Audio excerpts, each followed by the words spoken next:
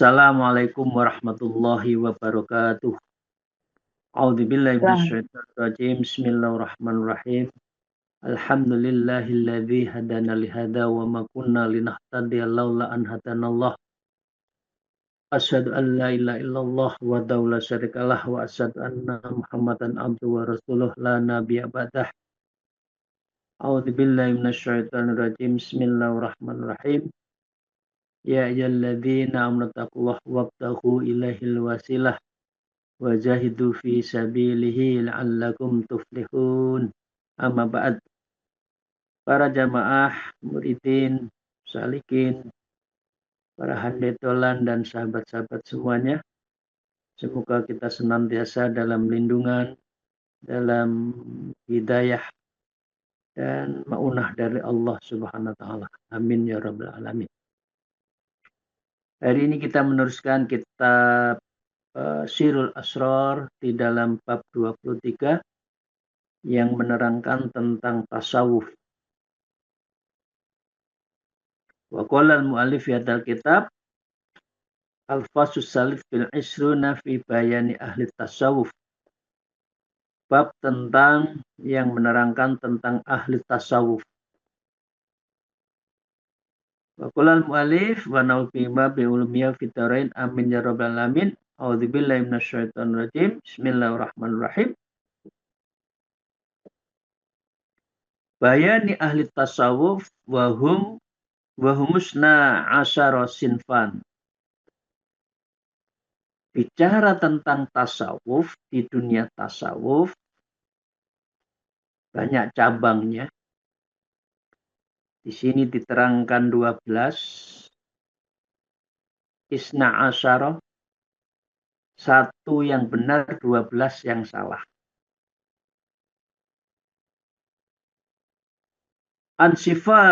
Ansinful awal, yang awal adalah tentang wahum alladzi aqwaluhum wa afalum muwafiqatun lisyariah wa tariqah jami'an. Yang pertama adalah pelaku tasawuf aqwaluhum, yang semua perkataannya, af'aluhum, semua apa yang diperbuat, muwafiqatun, itu sesuai, ya, sejalan, berdasarkan apa? Lis syariat, syariatnya dijalankan, thariqahnya dijalankan, jalan jami'an, dua-duanya, ya syariatnya dan juga tarikatnya. Bapak Ibu sekalian, saya akan mengulang sedikit. Apa sih tasawuf? Tasawuf itu sebetulnya kan tarbiyatul ruhaniyah. Jalan untuk melatih madrasahnya ruhani kita, yang ruhani itu penentu hidup kita. Jadi kalau kita lapar, madrasahnya adalah urusan makan. Tapi kalau urusan rohani, madrasahnya ya tasawuf, ya tarekoh. Karena itu tasawuf mempunyai dua dimensi. Yang pertama adalah tazkiyatun nafas, membersihkan jiwa kita. Dan yang kedua adalah tasfiyatul qalbi, yaitu tentang membeningkan mata hati. Maka dengan demikian, yang kita hendak tuju di dalam tasawuf itu adalah mencerminkan apa yang diminta, apa yang diajarkan, apa yang diamanahkan kepada Rasulullah. Innama bu'istu liutammima makarimal akhlak. Akhlaknya sempurna, jiwanya suci, dan dengan demikian inilah yang mendapatkan makom mardiyah kamilah, yang menjadi bagian dari kesempurnaan kita. Jadi, maka dengan demikian, orang yang bertasawuf sesungguhnya diambil dari kata yaitu asuf, bulu domba. Karena dulu orang itu tidak memperdulikan penampilan. Orang-orang tasawuf yang penting nutup aurat. Dia hanya mengambil bulu domba, dipakai, dipotong atas, lehernya dikerupukkan, sudah. Maka dengan demikian As-suffah juga bisa diartikan merujuk pada sekelompok sahabat Nabi yang tinggal di emperan masjid Nabi, yang hidup dalam kesetaraan dan fokus beribadah. Dan itu setiap hari bersama Rasulullah ketika ahli suffah itu mendengarkan petuah apa yang disampaikan Rasulullah yang akhirnya menjadi dalam bentuk hadis. Maka dengan demikian, selain asuf dalam arti bulu domba dan asufah adalah ahli sufah, maka asuf tasawuf juga diartikan barisan. Sof, yaitu barisan sekelompok sahabat Rasulullah yang selalu terdepan bersama Rasulullah di dalam barisan berjuang, beribadah, berzikir, dan berjihad bersama Rasulullah. Itu yang disebut dengan soft, yang di depan. Maka dengan demikian Bapak Ibu sekalian, orang yang tasawuf sesungguhnya itu adalah menjalankan Islam itu. Jadi orang bertorikoh itu ya Islam itu sendiri. Karena itu bertorikoh tidak ada satupun yang bertentangan dengan syariat. Dan bertorikoh itu juga dijalankan oleh Rasulullah Shallallahu Alaihi Wasallam bersama sahabat-sahabatnya. Yang itu saya sebutkan tadi, yaitu tentang ahlus sufah. Ahli tasawuf yang betul-betul dalam dirinya itu selalu berupaya bersama Rasulullah di depan di dalam berzikir, berjuang, dan mengamalkan semua ajaran-ajaran syariat. Maka dengan demikian, Bapak Ibu sekalian, itu tasawuf yang diartikan di dalam orang pelaku pengamal.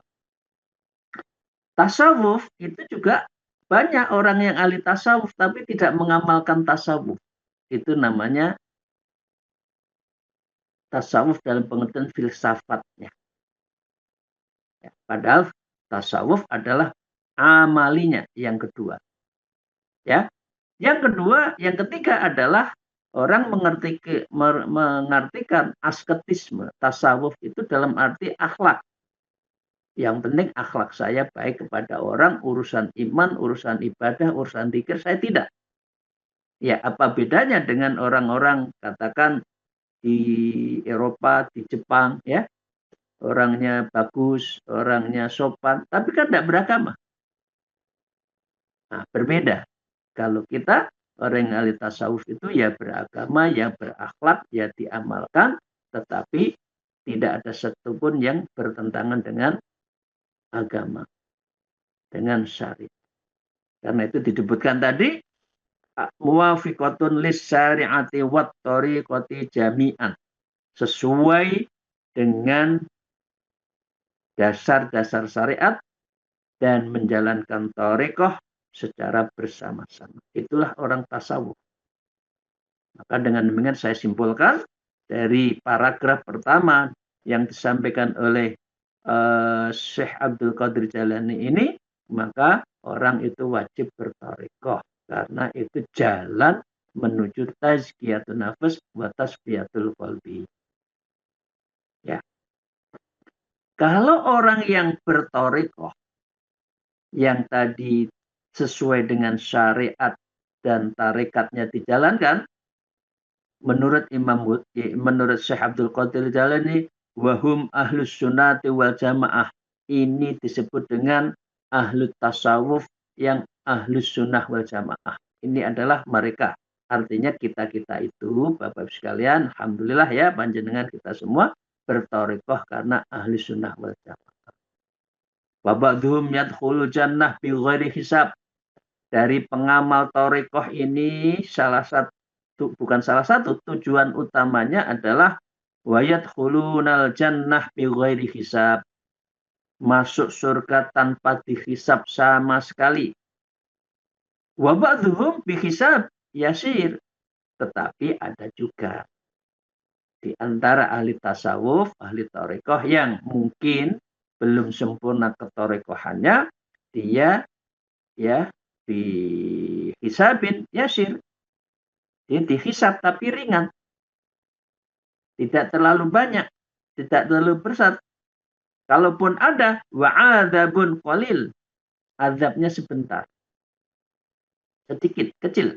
Wa yakhrujuna min jahannam, kemudian dikeluarkan dari neraka jahanam, wa yadkhul jannah, kemudian mereka adalah masuk surga, khalidina fiha abada, masuk surga secara cepat setelah dari neraka sebentar, dan di dalamnya adalah selama-lamanya. Bapak sekalian ya, wal yu'abaduna fil nari takbidal kafiri wal munafik. Ya, mereka tidak kekal di neraka. Siapa orang yang kekal di neraka? Orang yang kafir, wal munafik, dan orang yang munafik. Itu semua adalah karena apa? Karena dia tidak menjalankan prinsip-prinsip dari bertarekoh, beragama dengan baik, bahkan cenderung kufur. Jadi dengan demikian Bapak sekalian, dari alinea pertama bab 23 ini bisa kita simpulkan. Hanya orang yang bertarekoh yang bisa wayat hulu jannata bi ghairi hisab, masuk surga tanpa hisab. Dosanya telah diampuni. Bersama siapa? Ma'a Rasulillah sallallahu alaihi wasallam. Masuk surga bersama Rasulullah sallallahu alaihi wasallam. Wa fil jannati bi ru'yati rabbil alamin. Nanti di surga akan berjumpa kepada Allah dengan Allah Subhanahu wa taala. Jadi tidak hanya masuk surga, tetapi di surga ketemu Allah. Karena surga itu juga adalah makhluknya Allah. Jadi dengan demikian kita ketemu dengan Sang Khalik, yaitu pencipta semua ciptaan termasuk surga. Dan kita ketemu surga dan berjumpa dengan Allah Subhanahu wa taala.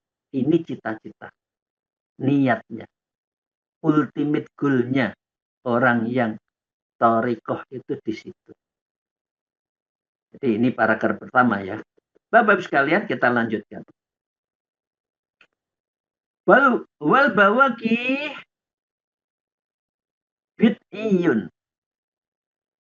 Cara berthariqah yang tidak ahli sunnah, yang tidak menjalankan sesuai dengan syariat, dan thariqah dijalankan melalui proses takhalli, wa tajalli.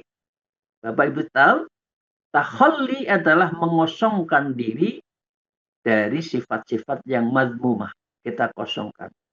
Takhalli itu adalah menghiasi keseharian kita, tiada lain hanyalah untuk bertuju Allah, tertuju pada Allah. Ya zikirnya, ya sholawatnya, ya amalan sehari-harinya, itu tahalli. Jadi seluruh diri kita itu dihiasi untuk menuju Allah. Wa tajalli adalah tentang sesuatu yang kita dapatkan di dalam beribadah itu dalam makom musyahadah. Artinya kita menyaksikan keberadaan Allah itu wa huwa ma'akum aina ma kuntum. Allah bersama kita dimanapun kita berada. Jadi dengan demikian di dalam arti apa? Tajalli itu, tajalli dalam arti muraqabah. Kita di dalam rengkuhan, dalam rangkulan, di dalam pengawasan Allah Subhanahu wa taala. Ini yang benar ya, seperti yang Bapak Ibu sekalian suluk ya, semua kan diamalkan dengan muraqabah dan sebagainya. Kalau yang lain apa? Nah, tadi kan 12, yang satu yang benar, yang 11 itu yang disebutkan wabaqiyu bid'una, yang lainnya disebut alubid'ah, mengada-ada. Karena itu Bapak Ibu sekalian harus hati-hati di dalam memilih thariqah. Nah, di sini di zaman Syekh Abdul Qadir Jailani ada orang menyebutkan tasawuf, disebut di sini adalah al-halawiyah, al-haliyah, al-auli aulaiyah samariyah. Yang keempat, 5 al-hubbiyah, 6 al-khuriyah, 7 al-ibahiyah, 8 al-mutakasilah, 9 al-mujtahidiyah, 10 wakifiyah, 11 ilhamiyah. Jadi 11 ini yang hati-hati kalau ada di dalam kehidupan masyarakat kita, tarekah ini pasti salah. Karena ini ahli bid'ah dan tidak sesuai dengan syariat. Karena itu Bapak sekalian, apa kita mencari, apa kriteria kita mencari tarekah yang benar? Tarekah yang benar itu cirinya 3. Al-manhaj sahih. Manhajnya, auratnya, amalannya itu sahih. Jadi dengan demikian tidak ada amalan orang tarekah itu yang bertentangan dengan syariat. Zikir semua Allah memerintahkan non-zikir. Udzkurullah dzikran katsira. Sebutlah nama Allah sebanyak-banyaknya. Fasabbihu bukrata wasilah. Siang malam, sore malam, ya. Itu semua kita diminta zikir tanpa dihitung. Kalau yang dihitung itu kan pakai adab yang duduk. Tapi selebihnya zikrullah fil qalbi darul anjuman. Zikir di dalam hati setiap saat kita jalan, dan itu disebut dengan khalwat, sendiri di dalam keramaian. Dan ini harus kita mulai. Nah, yang pertama. Yang kedua adalah al-mursyid. Kamilah, mursyidnya itu prosesnya sempurna. Tidak boleh orang mengaku-ngaku dirinya mursyid kalau tidak ada otoritas yang mengangkatnya.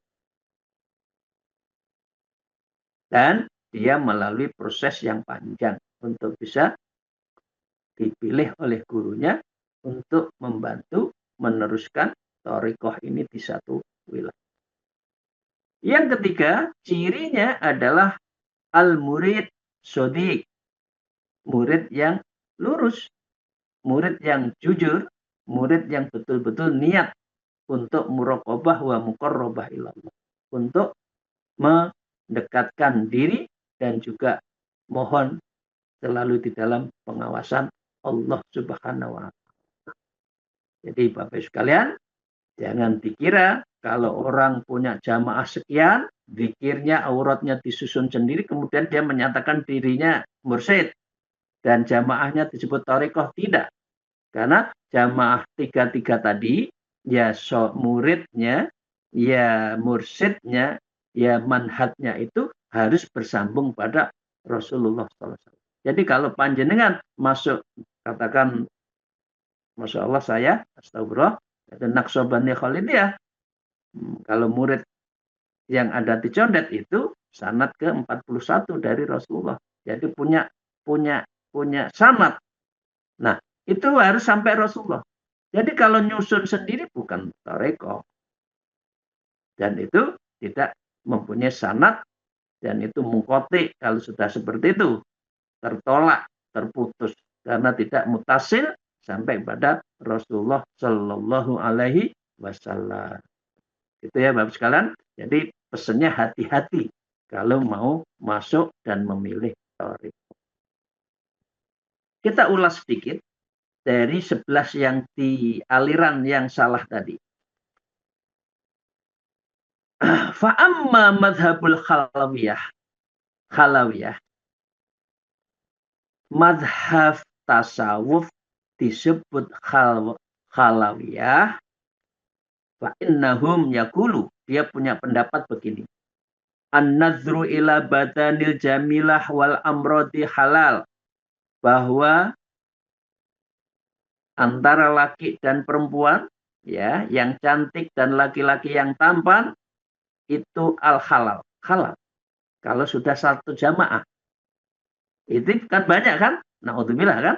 Ada aliran-aliran seperti itu. Kita kan sudah jamaah. Karena itu sudah nggak ada batas antara kita. Na'udzubillah. Ini banyak aliran seperti ini. Zaman Syekh Abdul Qadir Jalil sudah ada. Rupanya sekarang juga ada. Alasannya sudah satu jamaah. Bayar kusuna wa yata'una takbil wal mu'anaqati mubah. Mereka menari, ya senang-senang, beranggapan, dia melakukan ya hubungan dalam arti jamaah itu boleh menurut agama karena sudah sah. Nah, ini wahada kufrun makhdud. Ini adalah jelas kafir yang murni. Dan ini jelas aturan ajaran yang salah. Bapak-bapak tahu? Pernah ada? Ada loh. Jadi antara murid guru pakai ekstaksi gitu, sama-sama lupa, dianggap itu sudah apa?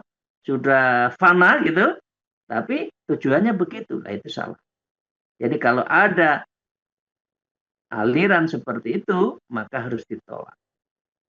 Yang kedua, wa ammal haliyah fa innahum yaqulu, dan yang kedua adalah golongan yang mengaku tasawuf disebut haliyah yang berpendapat bahwa ya ar-raqdu wa dharbul yati halal, berjoget-joget, zikirnya sambil joget-joget, bertepuk tangan, bergembira ria, ya, itu halal, itu boleh. Ini juga salah. Karena zikir itu ma'al adab. Masa zikir di hadapan Allah dengan joget-joget, dengan tepuk tangan, salah. Gak ada. Katanya apa? Untuk mendekatkan, lebih apa ya, lebih bisa masuk khusyuk. Salah. Ini salah. Wa yaqulu li halal, maka dengan demikian syekhnya itu dengan sebutannya adalah khalah. Siapa? Layak guru anhas syar'u. Gurunya itu, mursyidnya itu sudah lepas dari syariat.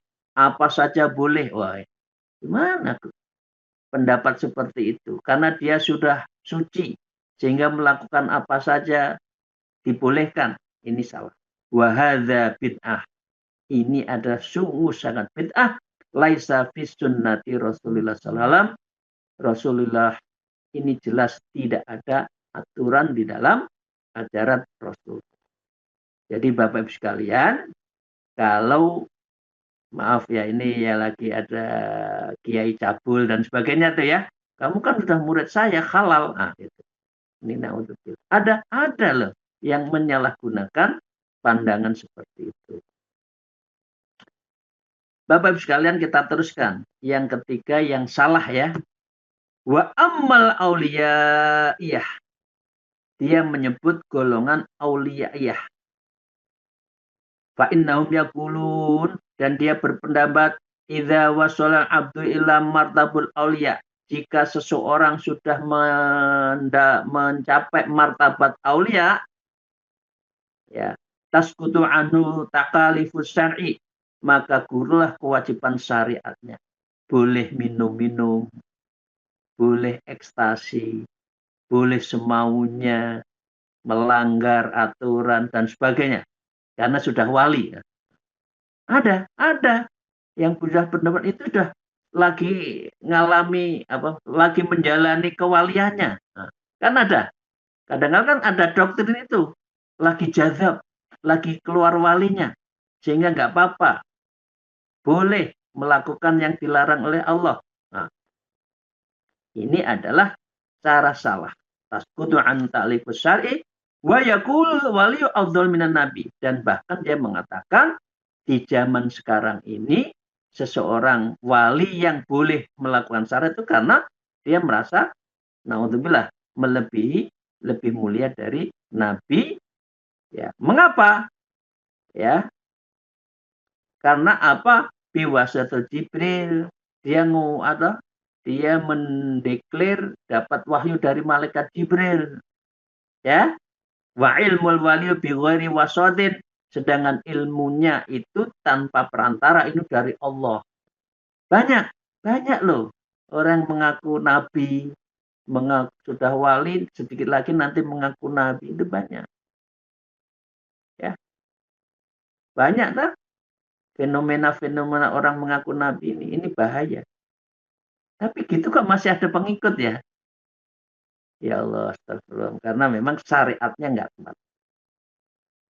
Wa hadza ta'wilu khotun. Dan ini merupakan takwil yang salah. Karena sesungguhnya hanya walilah yang takut pada Allah. Khasyatullah itu ya wali. Jadi semakin jadi wali semakin taat syariat. Wahum halaku bidzalika i'tiqad. Ini jelas hancur, salah, binasa terhadap keyakinan seperti itu. Wa hadza kufrun aidan. Dan ini adalah juga kelompok yang kafir juga karena dia tidak mendasari pada syariat. Bagus sekalian yang keempat. Yang keempat wa amma samarotiniyah. Golongan madhabnya disebut samariyah. Samaraniyah. Fa innahum yaqulun, dia berpendapat as-syuhbahu qadimah, bahwa syuhbah kebersamaan itu sifatnya qadim. Ya, wa biha yasqutul amru bin nahi, sehingga mereka menggugurkan tuntutan amar perintah Allah. Karena sudah masuk thariqah, enggak usahlah. Perintah Allah sudah enggak jalan lagi, wong kita sudah deket kok, katanya. Ya. Wa yuhillu tufud wa yuhillu nadzufa wa tanbur wa baqiya wa malahi. Ya. Dan mereka menghalalkan seluruh musik, tabuhan, gendang, alat musik dan lain-lain semuanya itu boleh. Sambil berpesta-pesta boleh. Wala hilala bainahum, tidak lagi jarak penghalang di antara mereka, antara guru muridnya, antara murid dengan murid, ya. Min jihadin nisa, dan mereka adalah dalam konteks hubungan laki perempuan bebas. Ya. Wahum kufar. Orang seperti ini kafir. Jelas salah menurut syariat. Wa dumuhum mubah, dan ini bahkan darahnya menurut Syekh Abdul Qadir Jailani ini darahnya halal. Wong dia ngajarkan yang salah kok. Syariatnya, akidahnya, tasawufnya salah kok. Maka dengan demikian dia tidak boleh diikuti. Yang terakhir Bapak Ibu sekalian untuk hari ini, wa ammal khubiyah, yang selanjutnya adalah golongan khubiyah. Artinya fa innahum yaqul, dia berpendapat idza wasal abdi illa daratil mahabbah, jika seseorang sudah sampai makom mahabbah, artinya dia sudah, ya, mahabbah itu kan dua, dzauq dan sauq. Dzauq berarti ada rasa ketika hubungan dengan Allah. Sauq berarti rindu selalu pada Allah. Nah, orang kalau sudah mahabbah, dzauq dan sauq ini, menurut golongan ini, yaskutu anhu takalifus syar'i, maka lepaslah semua yang berkaitan dengan syariat. Karena sudah mahabbah, dia ngakunya mahabbah kepada Allah, padahal tidak. Maka dengan demikian dia boleh melawan aturan. Walastaruna auratuhum, bahkan dia tidak lagi menutup aurat. Dan ini adalah ajaran-ajaran yang bahaya, dan itu sering ada di masyarakat. Karena itu Bapak-bapak yang saya hormati, hati-hati dalam memilih thariqah. Thariqah tadi syaratnya 3, manhajnya sahih, mursyidul kamil, dan yang ketiga al-murid as-shadiq, murid yang jujur, yang lurus, memang semata-mata hanya tertuju pada Allah Subhanahu. Demikian Bapak sekalian yang bisa kita sampaikan pada pagi hari ini. Untuk yang lainnya akan kita bahas di kesempatan lain tentang aliran al-ibahiyah, mutakasilah, mustahadilah, wafikiyah, ilhamiyah akan kita bahas ya. Tapi yang jelas thariqah yang benar adalah thariqah Ahlussunnah wal Jamaah, dan di Indonesia bersatu di dalam satu jam'iyah namanya Jam'iyatut Thariqah Thariqah Al-Mutabarah An-Nahdiyah, ya. Dan dengan seizin Allah saya mendapat amanah sebagai mudir alinya, sebagai ketua. Terima kasih, mohon maaf atas segala kekurangan saya. Alhamdulillah, wallahul muwafiq ila aqwamit thoriq. Assalamualaikum warahmatullahi wabarakatuh.